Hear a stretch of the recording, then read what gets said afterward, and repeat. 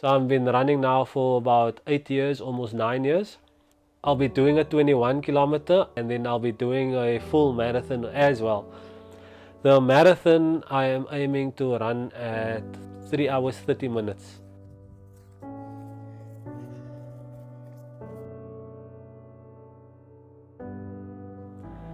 So I've always had problems with the eyes, like since I was very young. So then over time the sight deteriorated. How I improvised was I would stay inside of the yellow line and just follow that yellow line and run. While I'm running in the yellow line, I can hear the cars. It's not always that I would see them, that I could hear them. I would always have to make double sure. Is there a car coming? Did I really see that car?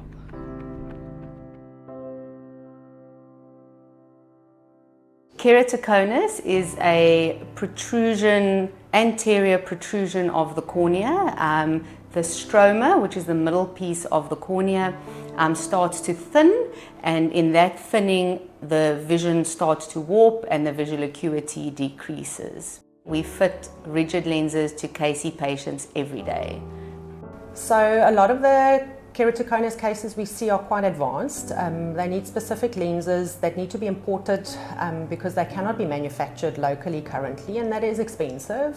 Technology in South Africa is not far enough advanced. The fitting process of scleral contact lenses is expensive. It's time consuming, so it does require multiple consultations just to get the fitting as good as possible. And obviously, the better the fit, the healthier the eye.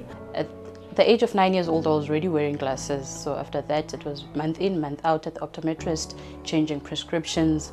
We moved from glasses to soft lenses up until it got to a point where glasses or soft lenses didn't work anymore. I couldn't go wherever I wanted to go, especially when the sun is out, because I constantly have to look down in order to see. My phone is like constantly on my face. I couldn't even clean properly at the house. It got to a point where, like, if I'm sweeping the floor, I need to take my shoes off just to feel if I didn't miss anything. So those minor things. Early on, they can be treated with glasses or soft contact lenses. As the condition progresses, unfortunately, the irregularity of the cornea prevents glasses and contacts from fully correcting them because there's too many prescriptions within their cornea. And so we need to fit them with a rigid lens that can mask all those irregularities, and we can focus light on the retina. With regards to mental health, I couldn't go out, I couldn't face people. Like, I'm always the topic of the conversation, like, she's blind, she's not doing something about it. I want to do something about it, I don't know what to do. The headaches, the back pains, the neck, your eyes are itching, your eyes are tearing up. It's a lot. By the time I got diagnosed, it was at its advanced stage, meaning nothing could be done. I had to get scleral contact lenses. So I started the Eyes2eyes Foundation in 2020, following my own personal experience of corneal blindness. My journey to full visual rehabilitation and regaining my sight took a period of over 4 years, and it was during that time that I obviously had a lot of time to have conversations with my treating ophthalmologist and opticians. And I began to understand the landscape of corneal blindness within public health.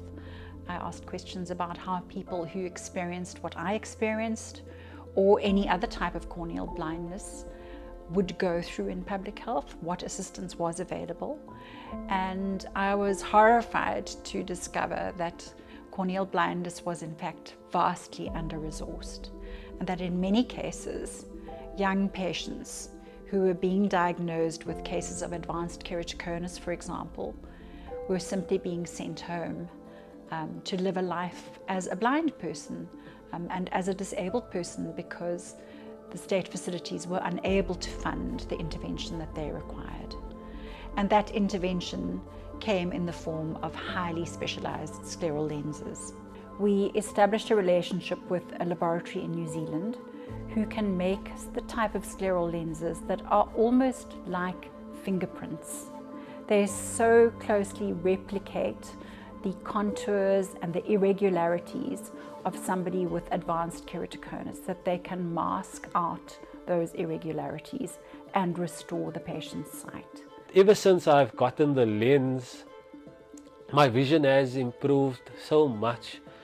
Now I don't need to make that triple sure or that 4 times sure. I just need to actually be sure, and I could tell myself, no, you haven't seen any cause, you are sure. The feeling of getting your lenses for the first time, I remember I cried.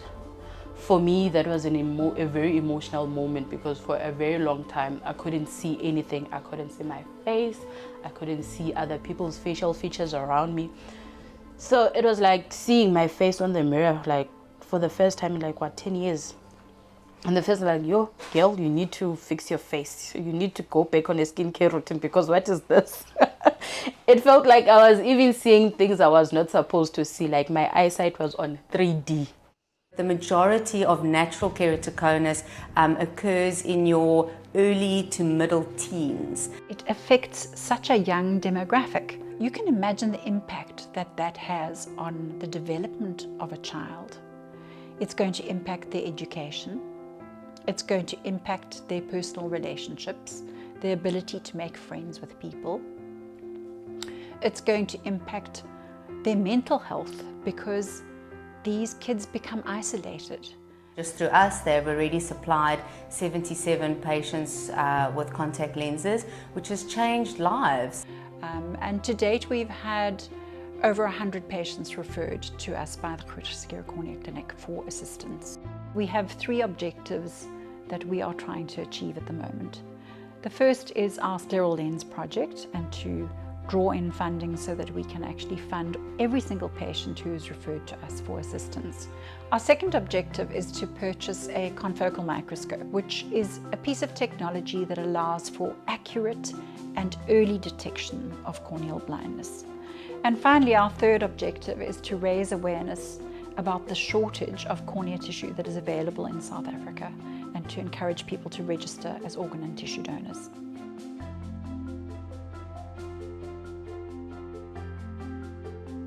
Getting my eyesight back helped me a lot.